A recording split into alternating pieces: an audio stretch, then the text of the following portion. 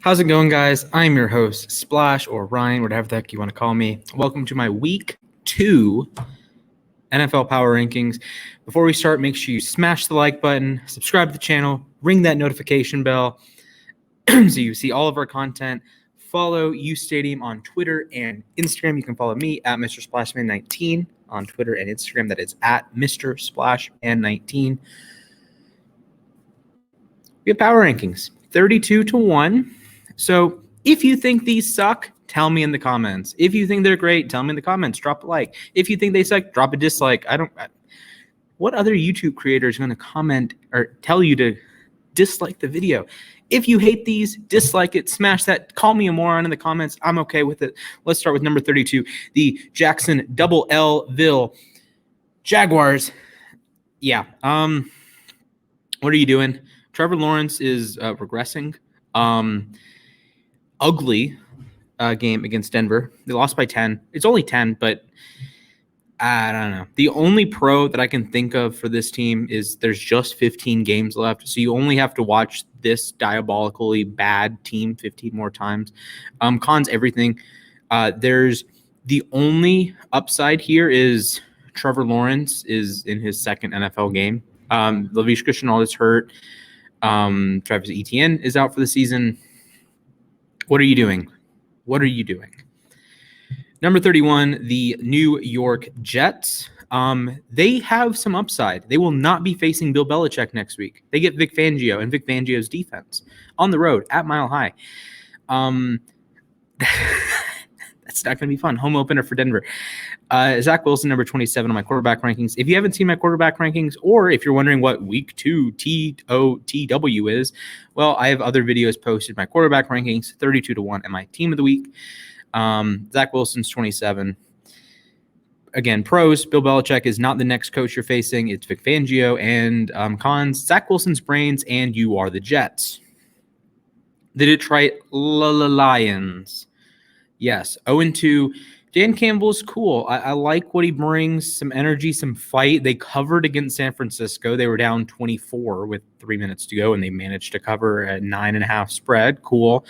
They died against Green Bay, but I think that's more to do with Goff turning the ball over twice and then failing on a fourth down late at the game. Great play by Eric Stokes, by the way, to recover. Jared Goff is Jared Goof. 0-2, sitting at the bottom of the NFC North. The Atlanta Falcons, I could have put the double L's in either Atlanta or Falcons. Good job, Atlanta. You're always taking L's. They are a +1 this week because Detroit died in the second half.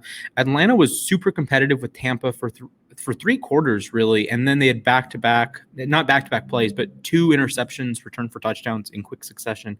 Matt Ryan's number 20. Kyle Pitts show. He's real, man. Great week 2. Defense is just a train wreck. There was they did get a couple stops, but Brady just dissected them. Brady, of course, the Bucs are going to be way up higher. And we have a last place team, another last place team, the Atlanta Falcons. The Houston Texans, they are playing with swagger. I love to see it, but Davis Mills is starting Thursday night.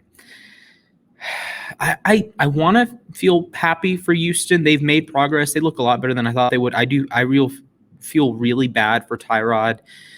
I thought they had a shot against Carolina with Tyrod. I think the spread probably would have been 4 or 5. But with Davis Mills, the spread's 8 and it's moving. It was 7.5 when I got on it yesterday. It's 8 now. It might be 8.5 or 9 by kickoff. So a lot of money is coming in on Carolina, and I don't blame them. Carolina is flying up these. Houston staying put at 28. They are tied for first in the AFC South, though. The Philadelphia Eagles, -2. Good things and bad things about this team. The offensive line was very good. Mailata and Samalo both made my team of the week. They held up fairly well against a really good San Francisco pass rush. 1-1. They're tied for first in the NFC East. They only lost by 6 to San Francisco, and that's a blocked field goal. And if they kick a field goal rather than go for it on a 4th and 2, I think you compensate. I do want to touch on one thing. They went for 2, down 8. And mathematically, I get why people don't like it, because if you miss the first one, you have to get it the second time.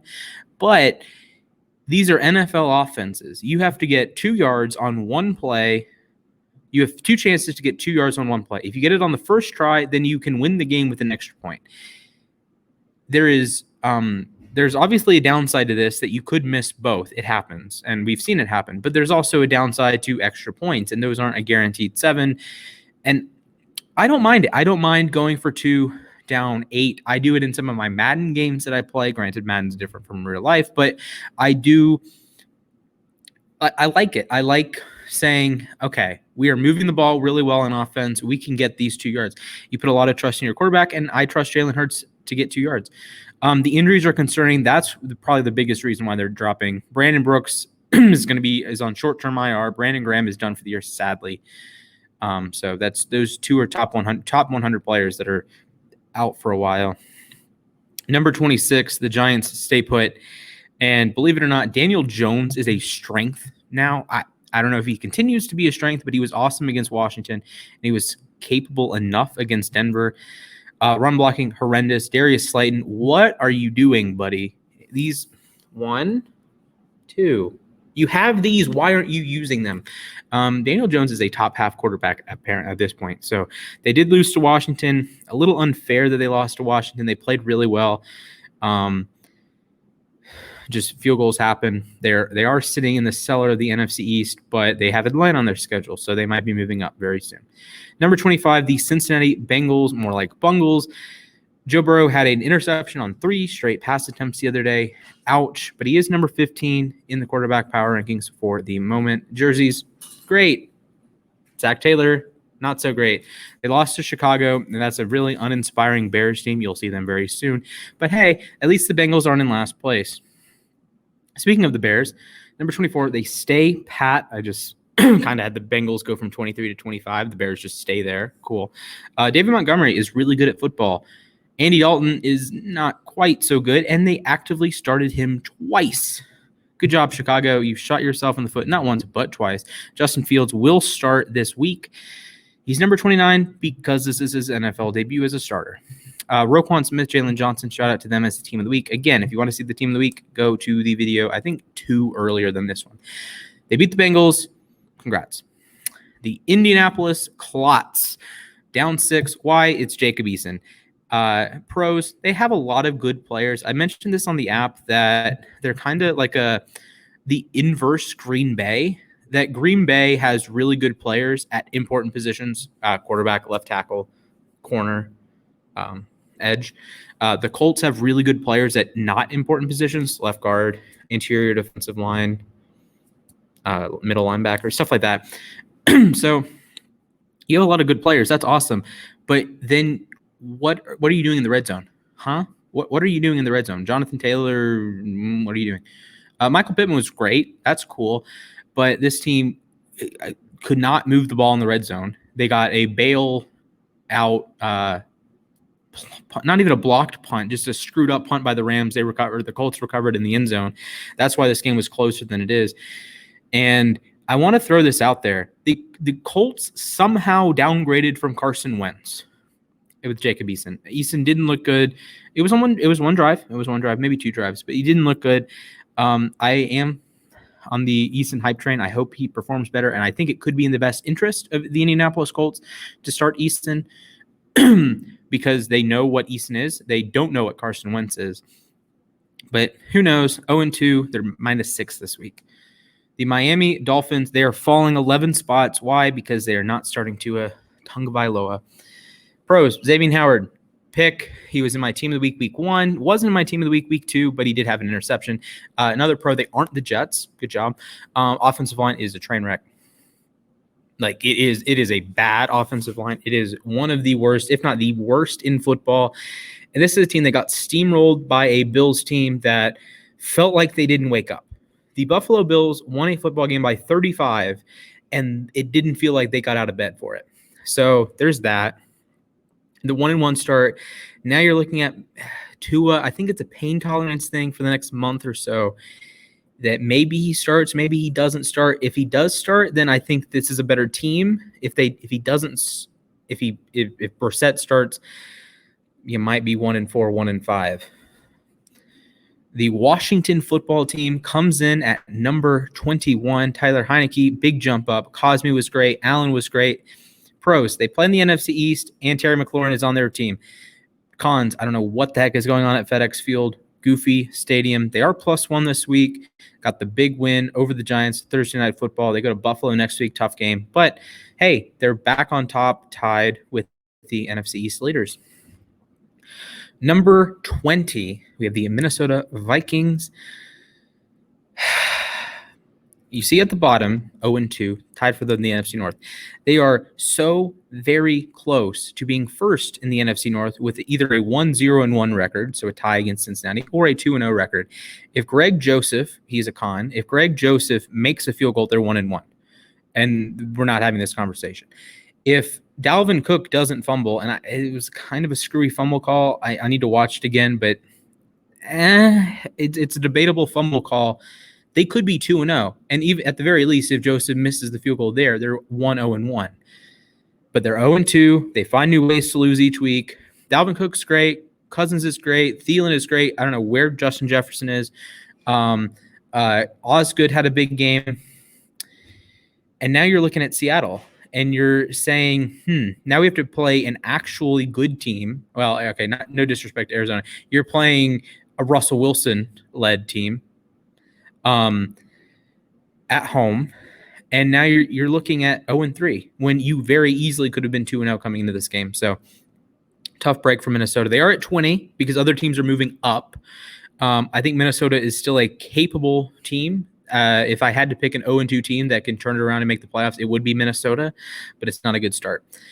Speaking of moving up, the Carolina Panthers are at 19, and before you ask, why aren't they higher? Because of the teams they've beaten. They beat the Jets, who were like one spot ahead of them in the original power rankings, and they beat the Saints, who had like 10 coaches out. Okay. But not everything is going right for the Panthers, and they're about to be 3-0 because they play Davis Mills and the Texans. The cons, everything is going right. So something might have to give. The Panthers currently have the number one total the number one total defense and the number one scoring defense. Is that a Jets and Jameis without half of his coaches? Maybe. This is an incredibly talented team, and it looks like they're coalescing very, very well. So big props to them. I was wrong. I thought they would start, although I did think they would start 1-1. So congrats, you beat the Saints. There's that. They have a workable schedule. This is a team that I think now is when you're getting into teams that might make the playoffs. So who knows? Number 18, Dallas is also moving up. Zach Martin is unreal. Tony Pollard is a pro as well. He was over 100 yards scored. But the con of the Dallas Cowboys is they cannot read that line. They cannot see pro Tony Pollard. Dak, top 5 quarterback. It happens. Micah Parsons was spectacular. He had 8 pressures. They got the win. It was a little close. They needed a 56-yard field goal from Greg Zuerlein, and he came through. So, and I screwed up the graphic at the bottom. It's NFC East, not NFC South. Sorry about that.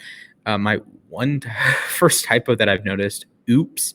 Anyways, Dallas has an explosive offense. They didn't show it against the Chargers, but they have an explosive offense. The defense is playing a lot better. And I think this team has made a lot of progress. So good on you, Dallas. Even though you do play in the NFC East. Sorry about that. The New Orleans Saints, down 9. Why? Variety of factors. I think I overreacted a little bit when I jumped them up to 8. I was higher on the Saints than a lot of people coming into the season. I think I had them at 11 in my opening power rankings, like my preseason ones. But there's a couple things weighing them down right now. So first of all, they should return home soon, and coaches will be back soon. So they had a COVID issue with the coaches. I think they had 6, 8, 10 coaches out. And they haven't been at home in a long time. And now the Superdome is on fire. So this is a team that I think is going to underperform. I think they lose to New England this week, even though I don't think New England's a significantly better team. It's hard to win a bunch of road games in the NFL, and it's hard to the Saints don't know about their homes. Like, this is beyond football.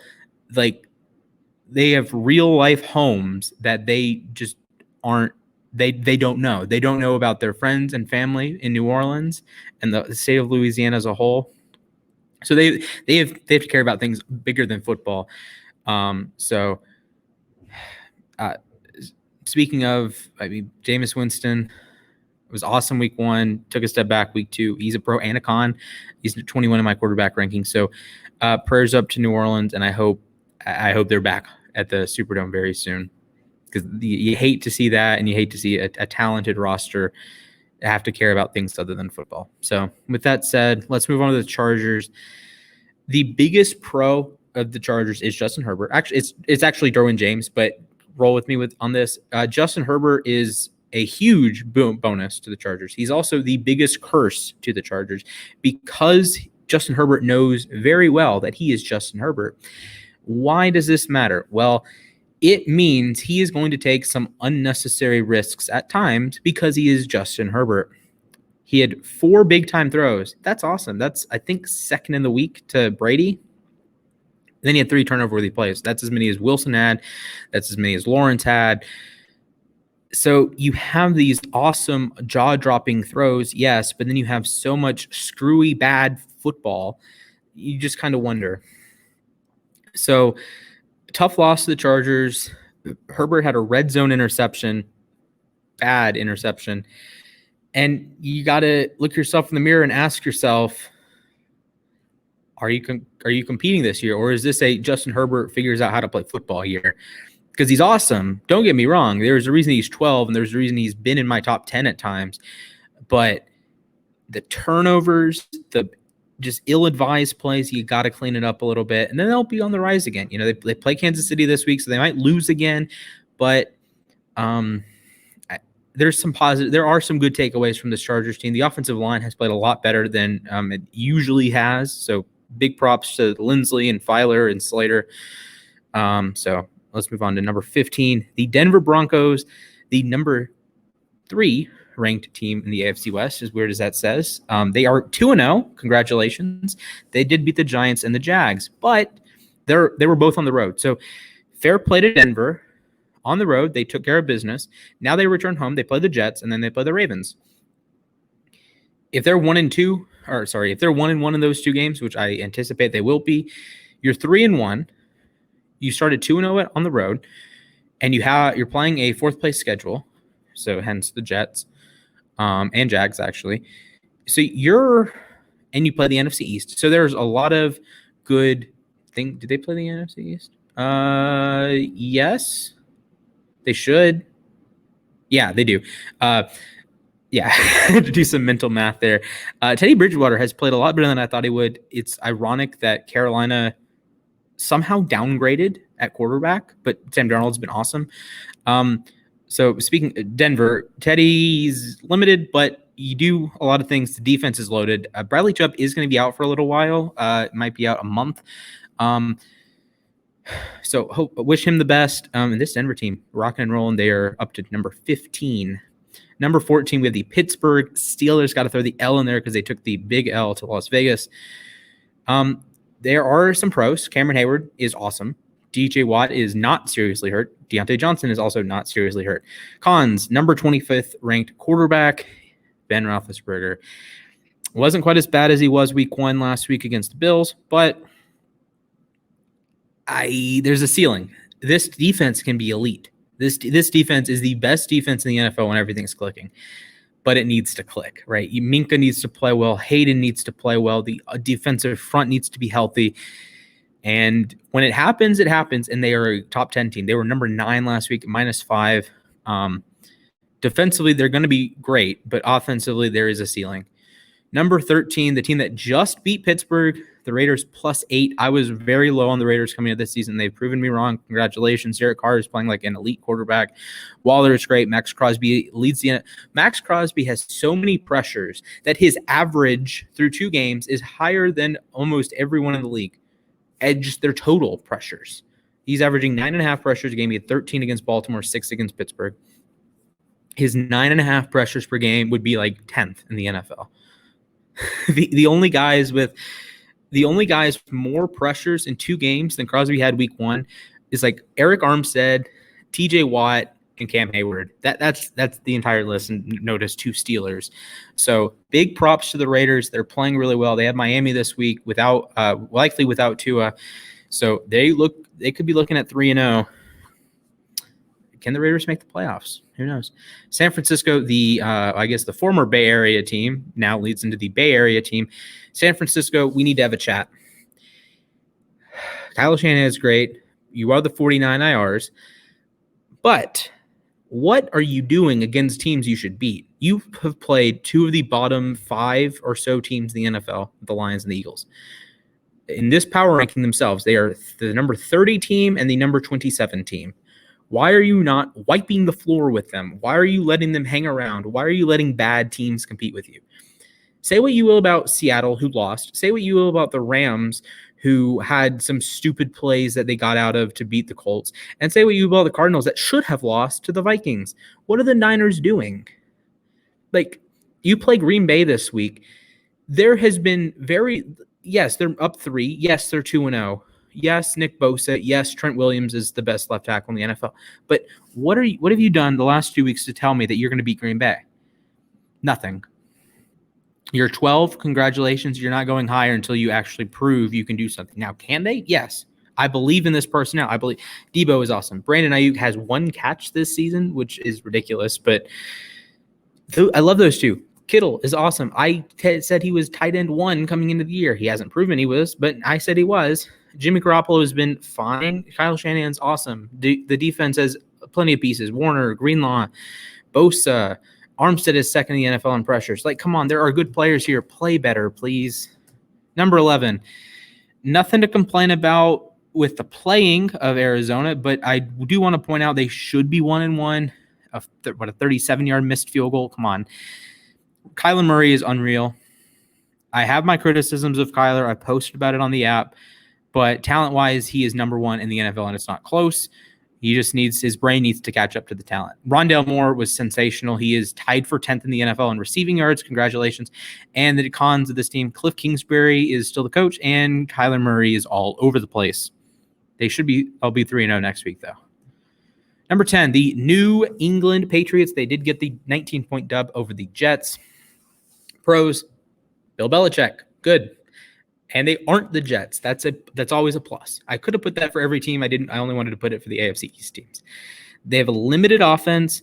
So, yes, there's a limited ceiling here, but the floor is pretty good. The offensive line plays really well. There's a lot of good players. Stephon Gilmore is going to be coming back in a couple weeks. J.C. Jackson had 2 interceptions on Sunday. So, as a whole, this is a good team. This is like if you just wanted to pick a team that's going to go 10-7 and make the playoffs, it's probably New England. Like any other team in the NFL is probably too bad or too good. Like if you picked Kansas City, oh yeah, they'll go 10-7. No, they're not. They're going to go 13-4. So Mac Jones, he's only 18. He's fine. He's whatever. Number 9, the Seattle Seahawks.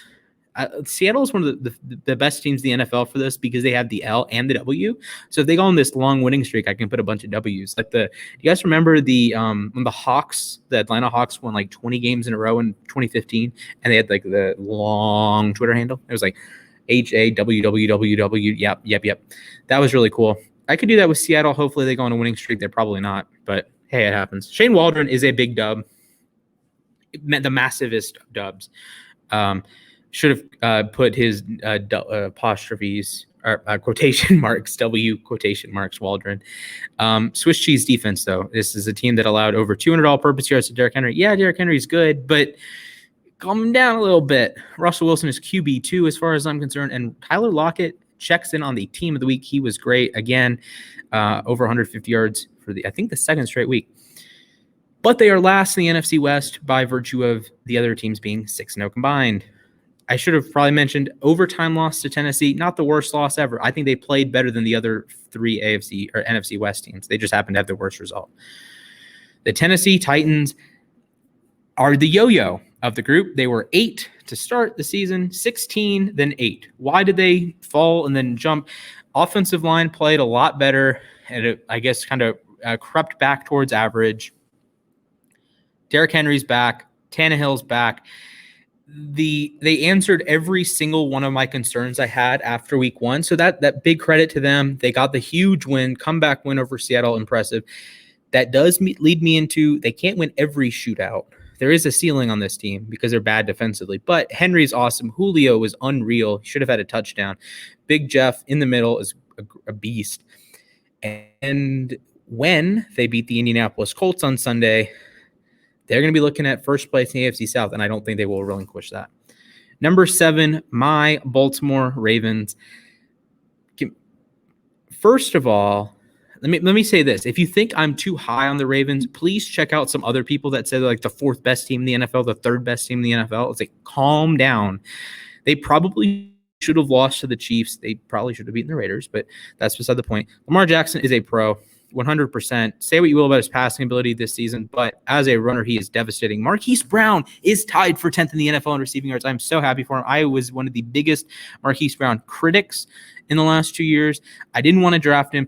I didn't like him in 19. I didn't like him in 20. And then he's gotten me on the train. I see why he is as polarizing as he is. I see why he does well in the playoffs. He is a big-time player, and he makes big-time plays, as cliche as that sounds. He's been awesome this year. Justin Tucker is Justin Tucker.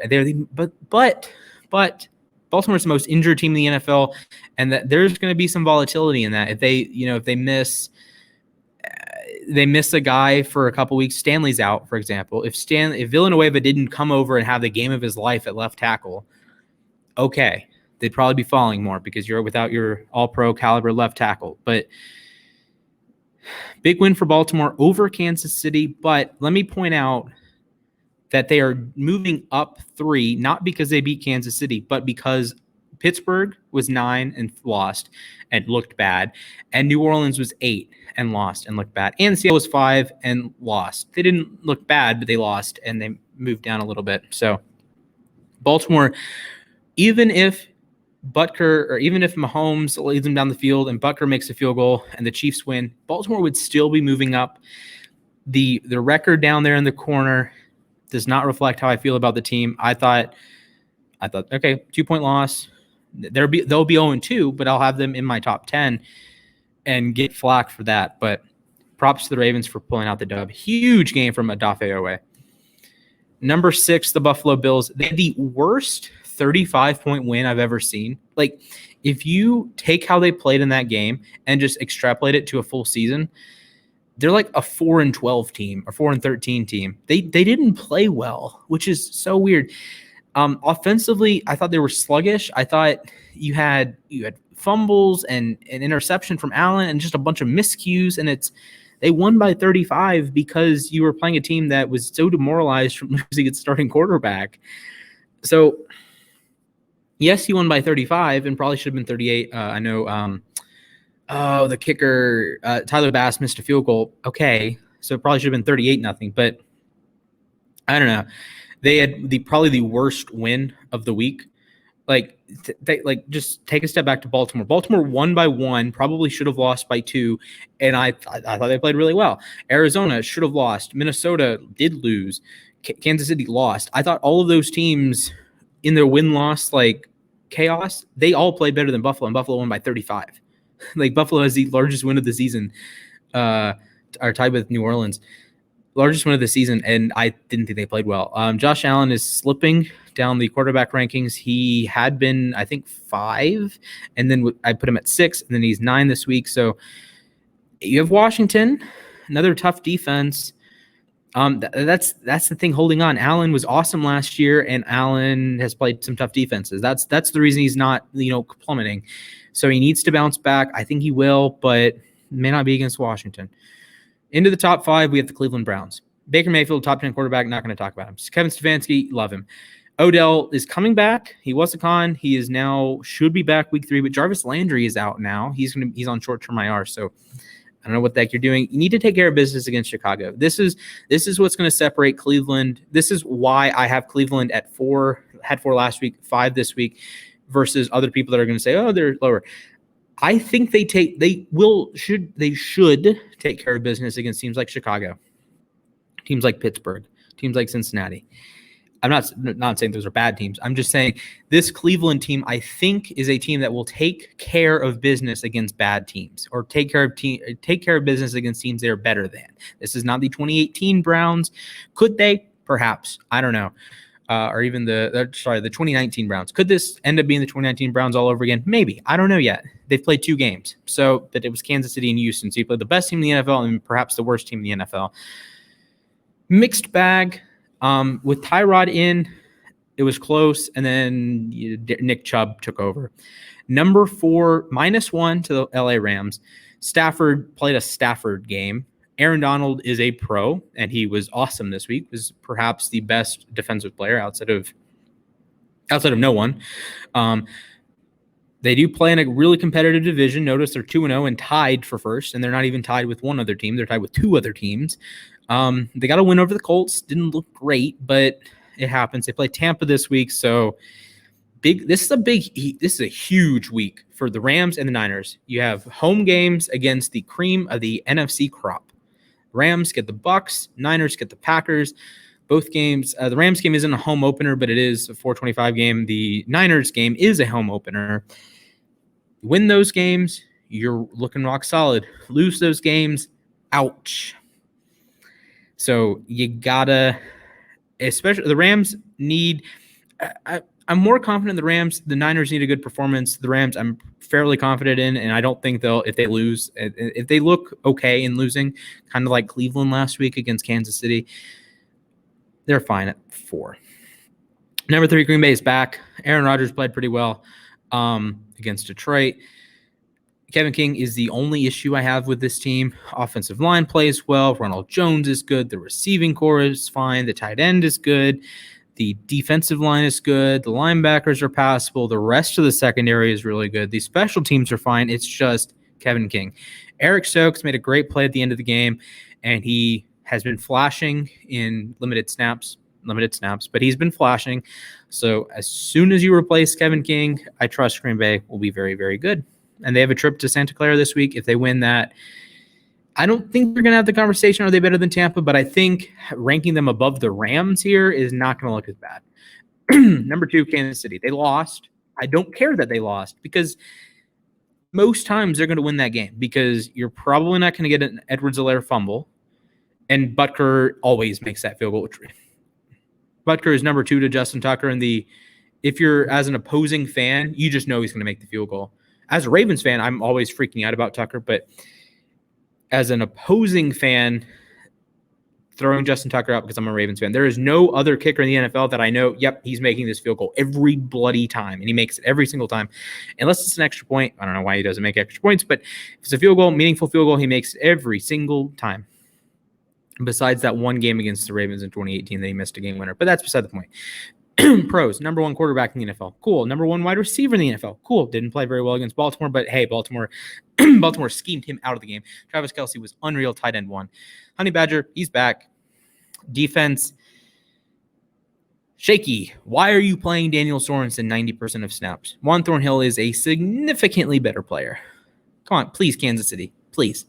They are 1-1. They are tied for 3rd in the AFC West. I think this is the first time since the Obama administration that they weren't out, or they didn't have a tie for first place, for what that's worth. So, yeah, with that said, they have the Chargers coming up. They should win that game at home at Arrowhead. An annoyed Mahomes. Mahomes didn't play well against Baltimore. They probably should have won that game anyways, though. Number 1, Tampa.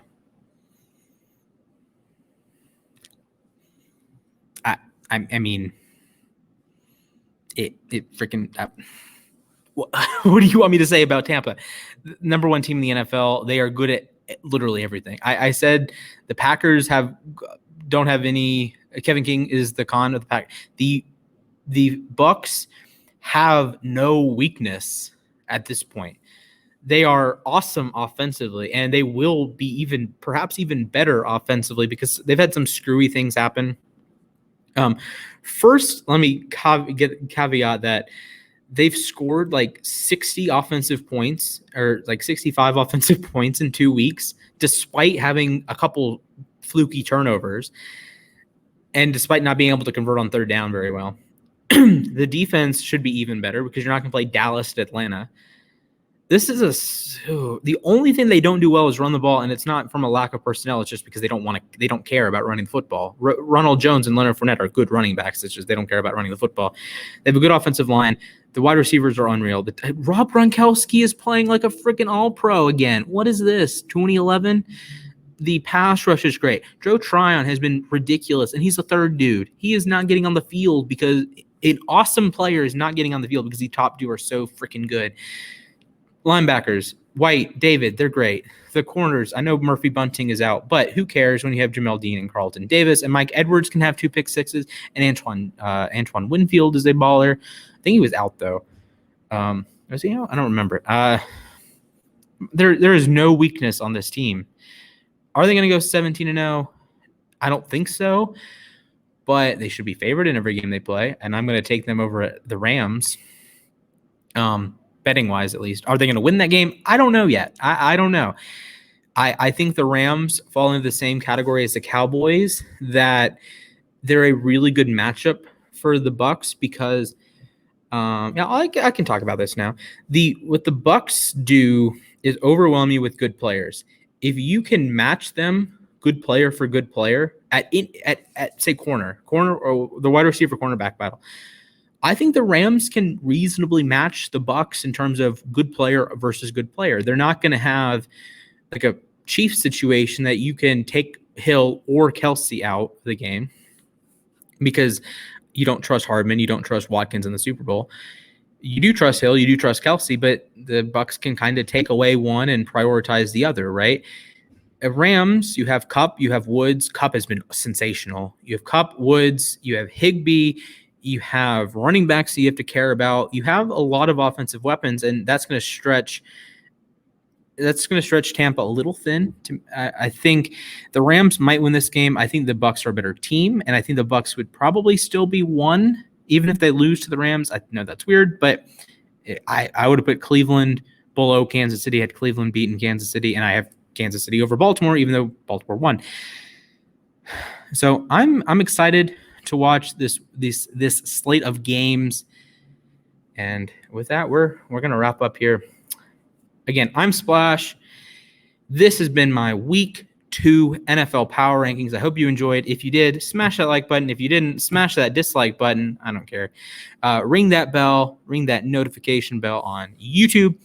Make sure you follow UStadium at UStadium on Twitter and Instagram. You can follow me at Mr. Splashman19 on Twitter and Instagram and Snapchat. I don't know who uses Snapchat anymore. I definitely don't. With that said, peace out, ladies and gents.